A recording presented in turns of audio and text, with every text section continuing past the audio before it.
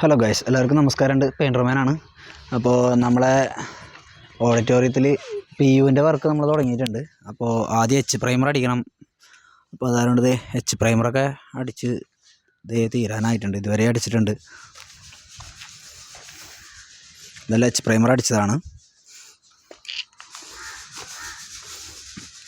ഇവിടെ നിന്ന് അപ്പുറത്തെ സൈഡും ഈ സൈഡും അടിക്കാനുള്ളതാണ്. അപ്പോൾ ഇതെങ്ങനെ മെറ്റീരിയൽ മിക്സ് ചെയ്യണം എന്നുള്ളത് ഞാൻ കാണിച്ചു തരാം.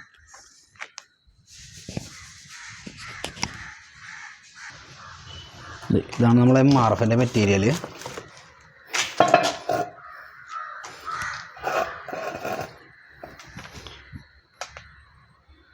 എച്ച് പ്രൈമർ,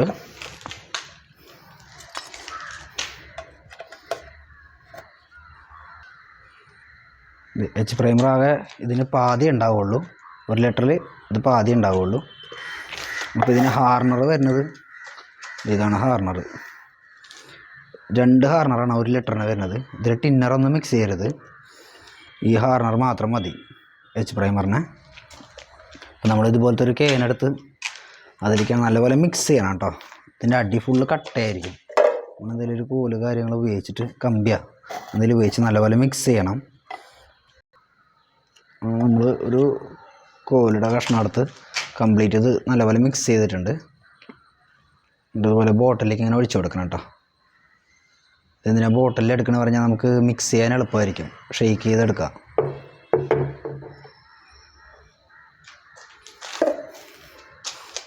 അപ്പം അങ്ങനെ ഇനി അടുത്തത് ഹാർണർ പൊട്ടിച്ച് നമ്മളിതിലേക്ക് ഒഴിക്കും. അപ്പോൾ ഇതിൻ്റെ അടിഭാഗമുള്ളത് കംപ്ലീറ്റ് ഇളകി അങ്ങ് പോരും. ഒരു ഹാർണർ പൊട്ടിച്ചൊഴിക്കുക. എന്നിട്ട്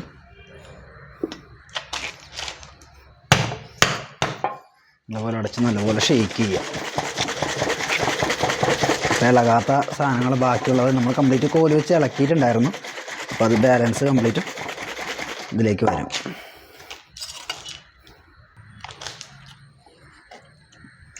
നല്ല ഷെയ്ക്ക് ചെയ്തതിന് ശേഷം ഇതിലേക്ക്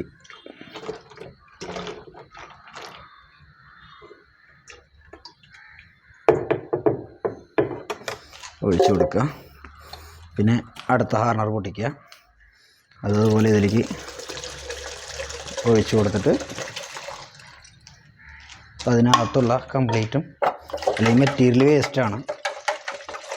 മെറ്റീരിയൽ വേസ്റ്റ് ആകാതിരിക്കാൻ വേണ്ടിയിട്ടാണ് നമ്മളിങ്ങനെ ചെയ്യണത്.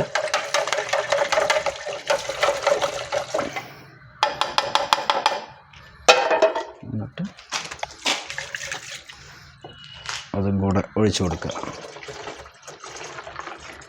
അപ്പോൾ നമ്മളിവിടെ എടുത്തിരിക്കുന്നത് 1 ലിറ്ററിന് 2 ഹാർണർ. എച്ച് പ്രൈമർ അടിക്കുമ്പോൾ 1 ലിറ്ററിന് 2 ഹാർണറാണ് നമ്മളെടുത്തത്. എന്നിട്ടിത് നല്ലപോലെ ഷെയ്ക്ക് ചെയ്ത് കൊടുത്തു കഴിഞ്ഞാൽ ഇതങ്ങ് മിക്സ് ആവും.